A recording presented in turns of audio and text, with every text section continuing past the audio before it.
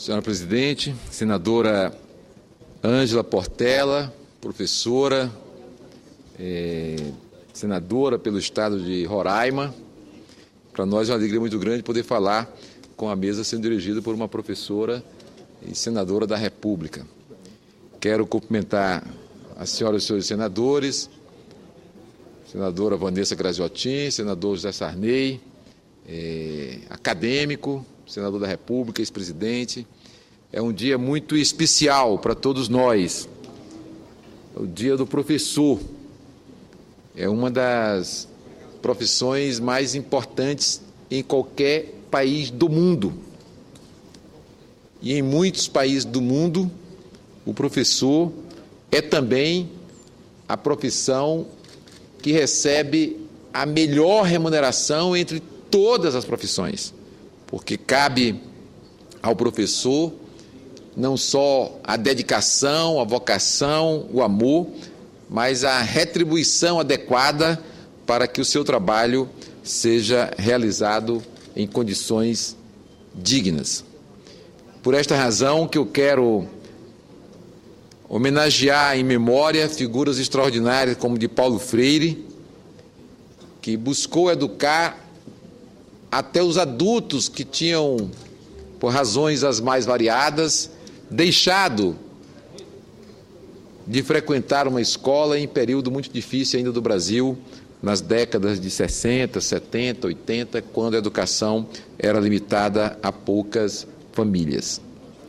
Lourenço Filho, um cearense que, junto com Anísio Teixeira, preparou a primeira grande reforma da educação ainda na década de 30. São figuras extraordinárias da formação e da educação no nosso país. Quero cumprimentar também, em memória, o senhor José Duarte Pinheiro.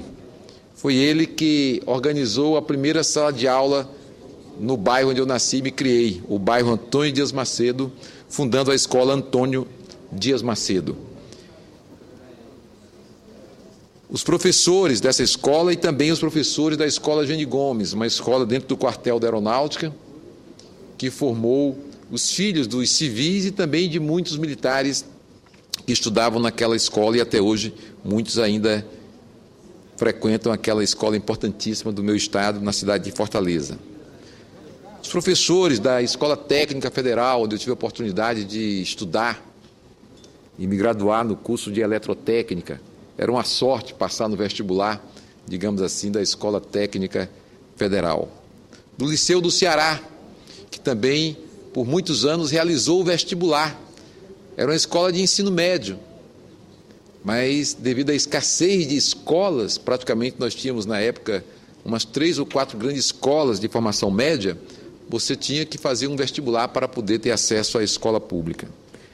E a todos os professores da Universidade Federal do Ceará, onde tive a oportunidade de estudar em cursos distintos, inicialmente no curso de matemática, depois no curso de Direito da Universidade Federal do Ceará. São professores de grande dedicação, preocupados com os seus alunos. Na escola técnica da época, hoje Instituto Federal de Educação, Ciência e Tecnologia, os professores tinham dedicação exclusiva, só davam aula em uma escola, que era aquela, a Escola Técnica Federal. Na Universidade Federal, grande parte dos contratos foram também de dedicação exclusiva, permitindo uma aproximação muito maior com os estudantes do nosso estado do Ceará, com os estudantes brasileiros. Quero fazer referência também, nesse dia que marca a data maior dos professores brasileiros, ao que ocorre no estado do Ceará, por dedicação dos professores, claro, a gestão, o trabalho dos organismos dirigentes, os diretores de escola, mas ali é o professor, é a sala de aula. O estado do Ceará, nos últimos 8 anos, 10 anos, vem fazendo um trabalho dirigido para garantir que as crianças, no ensino fundamental, na primeira, segunda série, tenham uma atenção tão especial que permita que, ao concluir esses 2 anos primeiros do ensino fundamental, ela consiga ler, escrever, saiba das 4 operações e chegue, digamos assim, no 3º ano da sua formação fundamental, entendendo o que escreveu, compreendendo o que escreveu, mandando uma carta para o seu pai, para a sua mãe, e sabendo exatamente o que está sendo dito naquela carta, compreendendo bem o que está sendo escrito. E isso permitirá que essas crianças, ao chegar nas séries, digamos assim, que dão sequência ao ensino fundamental e no ensino médio, e mesmo na universidade, tenham um desempenho extraordinário, especialíssimo, porque esta atenção nas primeiras séries lhes garante a certeza de que vão ter sucesso nos anos seguintes. O programa que ali se desenvolveu transformou-se num programa nacional, e o nome dele é a demonstração da simplicidade e da prioridade da formação das nossas crianças. O programa é simplesmente a alfabetização na idade certa. Só isso. Que é o quê? Ensinar a ler e escrever. Ensinar as 4 operações. Ensinar as crianças a escrever um texto e compreendê-lo. E isso vai permitir que elas possam avançar de forma significativa. Ao lado deste esforço de formar as crianças, ali também se desenvolve no meu estado, o Ceará, um outro programa que considero também muitíssimo importante. Nós tínhamos, como disse, uma única escola técnica, que ficava ali na avenida, e fica, ainda está ali, Avenida 13 de Maio, na cidade de Fortaleza. Uma escola de grande qualidade, diretores muito comprometidos, todos por quem dedico assim uma admiração muito grande. Foi ali que consegui esse meu primeiro título, essa minha primeira graduação.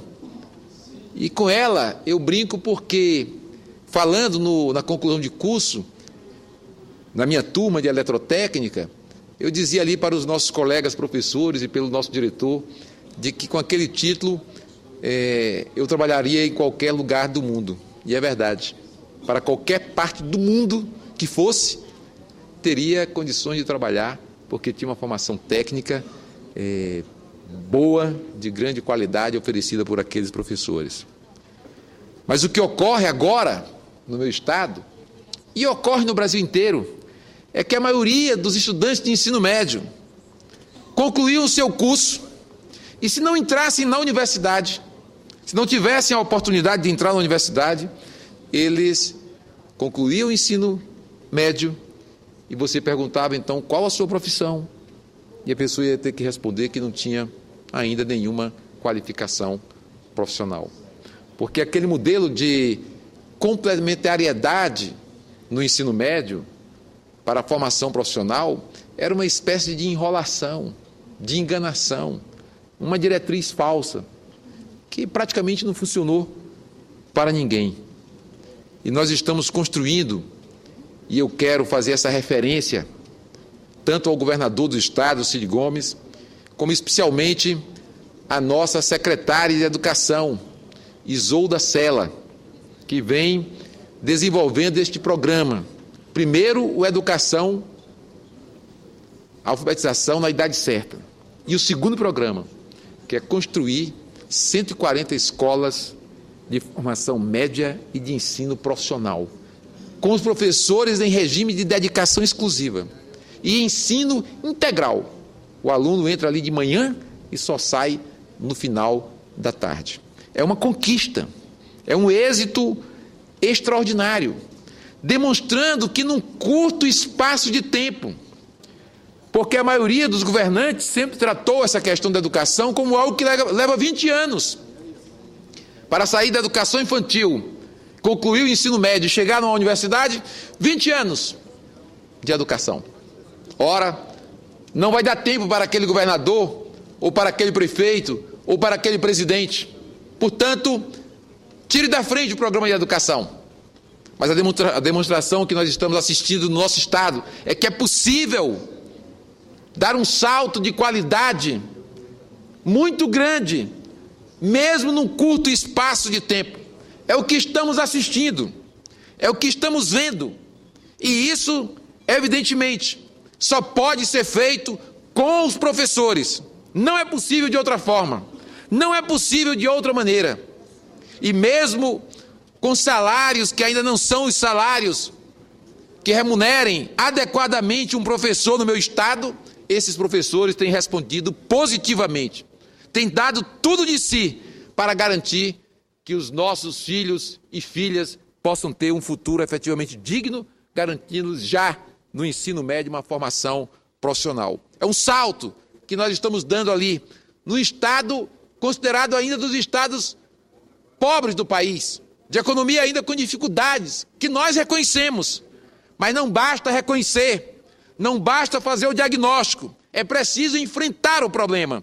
E nós estamos enfrentando no nosso estado, com o apoio de todos. É o governador Cid Gomes, mas são os senadores que buscam aqui os recursos nos ministérios, especialmente na educação, na ciência e tecnologia, que conversam com o presidente Lula antes, com o presidente Dilma agora. É a nossa bancada federal, é o esforço das bancadas estaduais e, repito uma vez mais, é o esforço dos educadores no nosso estado que tem se dedicado intensamente a esse trabalho de garantir a formação de qualidade.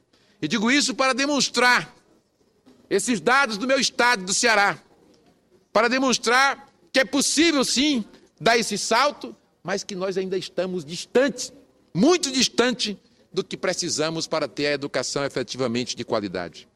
Trabalhamos aqui no Congresso Nacional, quando da descoberta do pré-sal, e não posso deixar de fazer a referência a João Calmon, porque foi uma ousadia, naquela época, vincular 25% dos recursos dos estados e dos municípios e 18% dos recursos da União para a educação.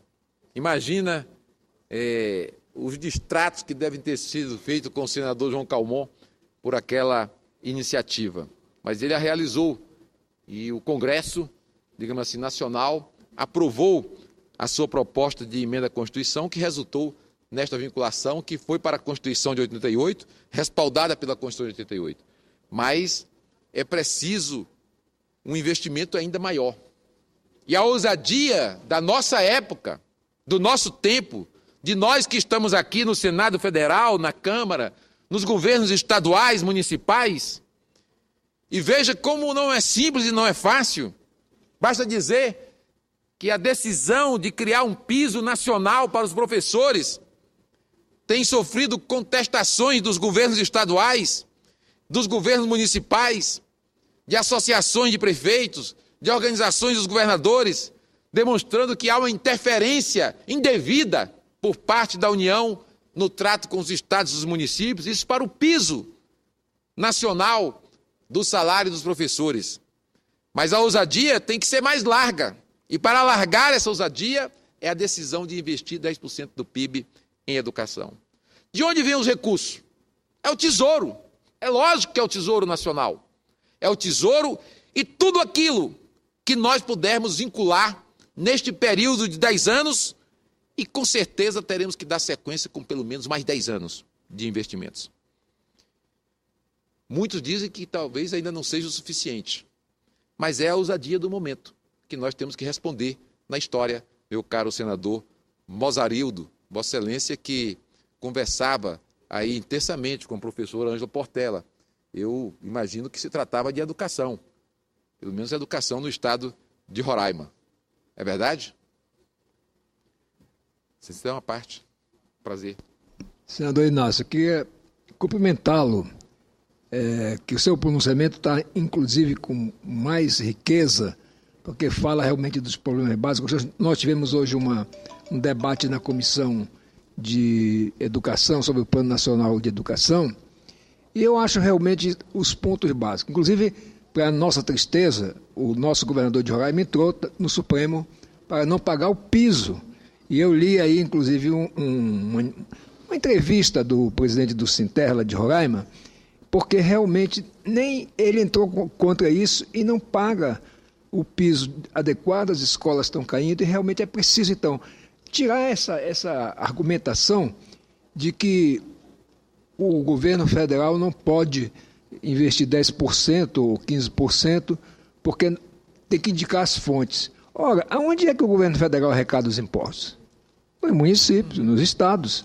Então, se município e estado têm a obrigação de investir 15%, 12%, tá, nós temos que exigir que também o governo federal tenha claramente, e aí compete justamente ao Poder Executivo dizer de onde é que vem o dinheiro, de onde ele como ele vai dividir. O que não pode é ficar nessa história de que falta financiamento, vamos arranjar financiamento, vamos botar pré-sal, que a gente não sabe quando vai sair. Nós temos que ser realmente mais objetivos, fazer inclusive uma carreira de Estado para o professor, para que ele realmente possa estar estimulado a realmente exercer a sua vocação, que é de ensinar. Agradeço, Vossa Excelência, e tenho que lamentar que qualquer Estado da nossa federação não cumpra esse princípio elementar, que é o piso dos professores no nosso país. E isso, a gestão das escolas, a gestão da educação tem demonstrado aonde se deseja e aonde se decide politicamente realizar, que é possível sim pagar o piso, e às vezes até mais do que o piso para os professores. Por quê? Porque hoje nós temos, inclusive no Brasil, ouvimos hoje numa audiência pública muito interessante, ali o nosso Joaquim Henrique Paim, que é o secretário executivo do Ministério da Educação. Ali no Ministério da Educação, se nós quisermos expandir a rede de educação infantil com creches de alta qualidade, nós temos recursos. Ali o Paim disse, olha, traga o projeto aqui que nós vamos fazer. Se precisar apoiar a construção de uma rede de escolas de formação técnica, também existe recurso. Precisa apoio para custeio, você tem uma determinação de valores por aluno matriculado na educação infantil, no ensino fundamental. Criou-se ou ampliaram-se os recursos com o Fundeb. Então você tem instrumentos que foram criados e que permitem, então, você garantir a escola com muito mais qualidade. Na área de construção de equipamentos, é algo que a gente nunca viu. As expansões que nós estamos assistindo, estão se formando verdadeiros núcleos universitários no interior do meu estado, em regiões inóspitas, que nunca se imaginou um dia ter uma sala de aula de formação superior. Hoje você tem 4 ou 5 cursos da Universidade Federal, 4 ou 5 da Universidade Estadual, mais uns 5 ou 6 do Instituto Federal de Educação, Ciência e Tecnologia. Mas volta o problema central, é a qualidade também dos recursos que você oferece para garantir um salário digno para os professores. E aqui nós temos que manter esse nosso pensamento que se materializou por pressão, lógico.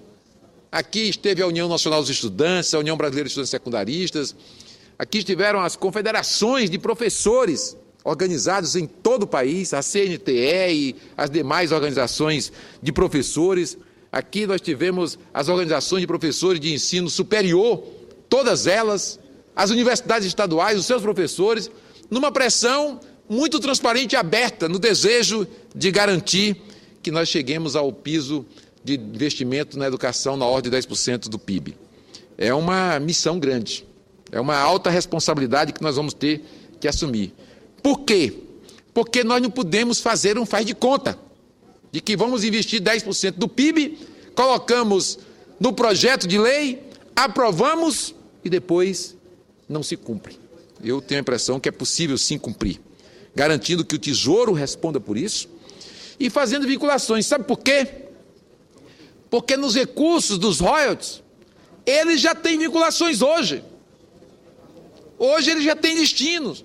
Só que esse destino, basicamente, é definido pelo município, pelo Estado e a própria União. Uns, no caso da União, têm usado permanentemente quase esse recurso como sustentáculo do superávit primário. Os municípios e estados têm usado para fazer estradas, praticamente, esses recursos. E agora nós fizemos uma vinculação com a área da educação. Eu acho que isso foi um avanço. Na questão do Fundo Social do Pré-Sal, houve aqui uma disputa grande, se vinculávamos metade do fundo para a educação ou se apenas os seus rendimentos lá adiante. Foi uma conquista a vinculação em 50%. E digo que somos nós que temos que ter ousadia, porque as pressões sobre o Executivo também existem. É verdade. Mas o que aconteceu?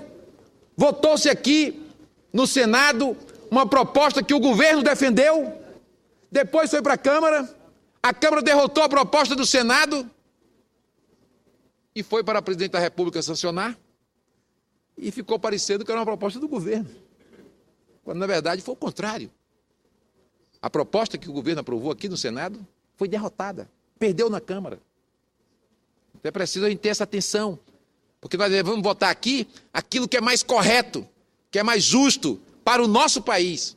E acho que nessa área da educação, nós não temos que ter dúvida de que ao vincularmos qualquer recurso, nós ajudamos a essa passada ousada de todos nós, de garantir a dignidade para quem tem a responsabilidade primeira de garantir que as nossas crianças tenham um futuro digno, que é o professor. Por isso que o debate sobre o Plano Nacional de Educação, inclusive o que fizemos hoje na Comissão de Educação, com a qualidade elevadíssima, põe nas mãos do senador Álvaro Dias a responsabilidade também de trazer aqui para este plenário o texto mais adequado, produzido a várias mãos e que respondam a essas necessidades que a nação impõe a todos nós de ter uma educação de qualidade. Muito obrigado, senadora Ângela Portela, e parabéns pelo Dia do Professor a todas as professoras e professores, especialmente a Vossa Excelência como professora que alcançou o posto de senadora da República no nosso país. Muito obrigado.